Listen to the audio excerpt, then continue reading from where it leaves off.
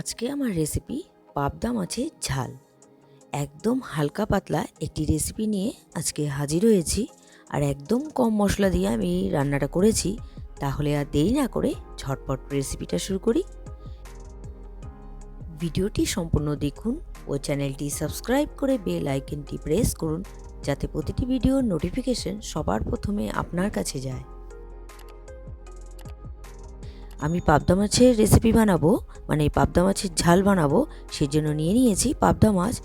এখানে 500 গ্রাম আমি পাবদা মাছ নিয়েছি। পাবদা মাছটা আমি কেটে ধুয়ে পরিষ্কার করে রেখেছি। এবার নুন হলুদ মাখিয়ে নেব।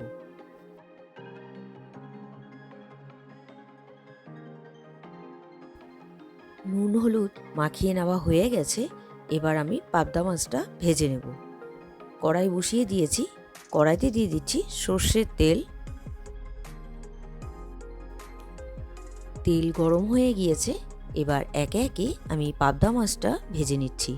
সবগুলো পাবদা মাছ একবারে ভাজবো না, আমি কিছুটা পাবদা মাছ ভেজে নিচ্ছি। প্রথমেই এক পাশটা ভেজে নেওয়া হয়ে গিয়েছে, আমি আর এক পাশটা ভেজে নিচ্ছি। একদম কড়াভাবে আমি ভাজবো না, একটু হালকা লাইট ভেজে নিচ্ছি।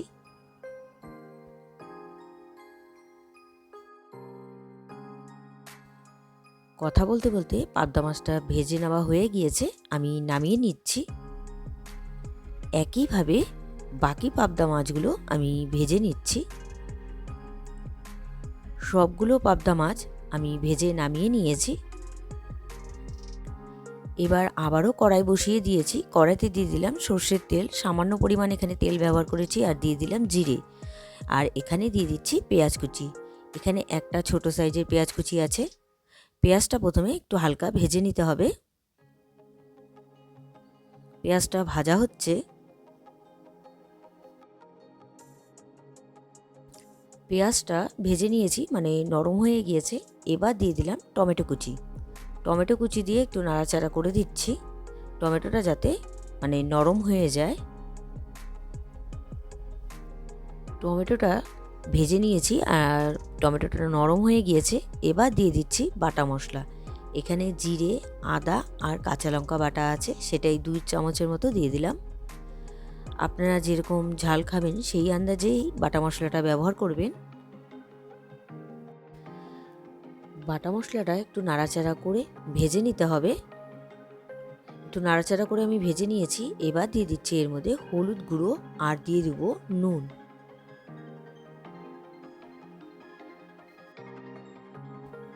আর কোনো রকম মশলা আমি এখানে ব্যবহার করব না। এবার মশলাটাকে খুব ভালো করে কষিয়ে নিতে হবে। মশলাটা দেখুন খুব ভালো মতন কষে গেছে, কড়াইতে লাগতে শুরু করে দিয়েছে। এবার দিয়ে দিচ্ছি জল। খুব বেশি জল এখানে আমি ব্যবহার করব না।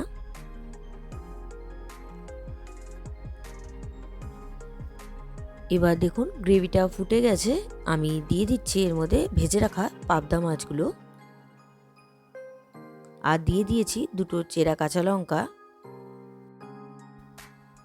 সবগুলো পাবদা মাছ আমি ঝোলে দিয়ে দিয়েছি। এবার নাড়াচাড়া করে আমি ঢেকে দিব। আর গ্রেভিটা একটু শুকিয়ে গেলেই আমার রেসিপিটি তৈরি। আমি ঢেকে দিলাম 2-3 মিনিটের জন্য, আর গ্যাসের ফ্লেমটা বাড়িয়ে দিয়েছিলাম। দেখুন গ্রেভিটা অনেকটাই শুকিয়ে গিয়েছে। আর আমি এরকমই রান্না করব, খুব বেশি মানে গ্রেভি রাখবো না। রেসিপিটি আমার তৈরি। এবার আমি সার্ভ করব। তৈরি হয়ে গেল আজকের রেসিপি পাবদা মাছের ঝাল।